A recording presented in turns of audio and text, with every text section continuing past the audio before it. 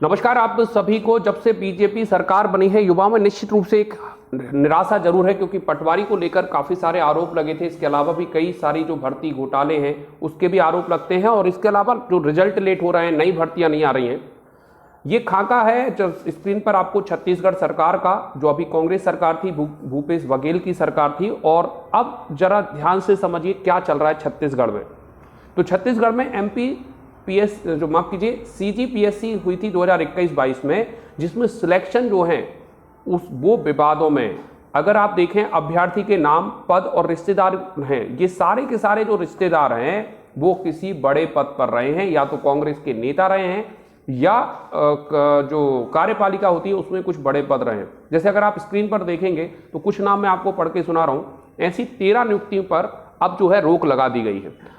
अच्छा, एक बात तो है कि पटवारी भर्ती पर रोक जरूर लगती निश्चित रूप से यदि कांग्रेस सरकार आती, लेकिन मैं आपको यहाँ पर थोड़ा सा माइंडसेट ये करना चाह रहा हूँ, मैं आपको थोड़ा सा रिलीफ ये करना चाह रहा हूँ कि यदि कांग्रेस सरकार आती ना तो उससे भी अपन कुछ ज़्यादा बच नहीं पाते। वहाँ पर भी काफ़ी ज़्यादा भ्रष्टाचार था। हमें स्वीकार करना होगा कि बीजेपी सरकार आ चुकी है और अगले 5 साल हमें इन्हीं से ही जो है अपनी जो निवेदन है या रिक्वेस्ट है वो उन तक पहुँचाना है। तो जरा समझते जरा किस तरह की ये लिस्ट है। राम कंवर हैं, इन्होंने याचिका लगाई थी। अभ्यर्थी का नाम है रितेश, डिप्टी कलेक्टर में इनका चयन हुआ था। पीएससी के अध्यक्ष हैं छत्तीसगढ़ के, टामन सिंह के बेटे हैं ये, ठीक है। इसके अलावा साहिल हैं, डीएसपी हैं और टामन सिंह के बड़े भाई के बेटे हैं। निशा कोसले हैं, डिप्टी कलेक्टर हैं, टामन सिंह की बहू हैं। दीपा अजगले हैं, तो सरनेम थोड़ा अटपटे होंगे क्योंकि छत्तीसगढ़ है ना, जनजाति जो है ज़्यादा रहती है इस वजह से। जिला आबकारी है, अधिकारी टामन सिंह सोनवाली की भाई की बहू है। तो काफ़ी टामन सिंह जो हैं, जो पीएससी के अध्यक्ष थे छत्तीसगढ़ के, उनके ही 4 से 5 रिश्तेदारों का चयन हुआ था, ठीक है। तो शुरू से लेकर अगर आप देखें तो मैं आपको गिनवा दे रहा हूं कितने जो हैं पीएससी अध्यक्ष के बेटे हैं, कोई बहू है, कोई रिश्तेदार हैं। 1 2 3 4 5, ठीक है। तो 5 चयन, 13 में से 5 चयन जो बड़े पद पर हुए हैं वो पीएससी के अध्यक्ष के हुए हैं। क्लियर है। अब जरा समझिए, नेहा खाकले हैं, डिप्टी कलेक्टर हुए। राज्यपाल के सचिव जो हैं अमृत खाकले की बेटी हैं।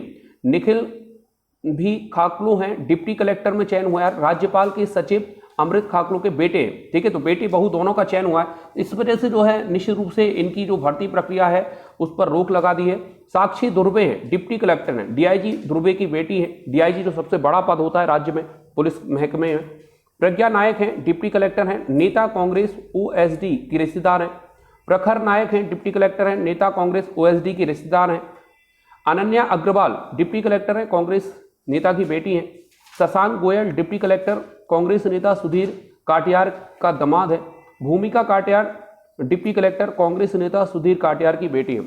मैं आपको यहाँ पर कुछ अच्छी खबर ये बताना की कोशिश कर रहा हूँ प्यारे बच्चों, कि अगर हमारे यहाँ बीजेपी सरकार आ गई तो भी उसमें कुछ ज़्यादा दिक्कत नहीं है। सरकार आई है और पूर्ण बहुमत के साथ आई है, और जिस हिसाब से आई है तो काफ़ी कम संभावना होगी, क्योंकि आपको भी पता है अब कमलनाथ जी 80 साल के होने लग रहे होंगे जब 2024 में चुनाव लड़ेंगे।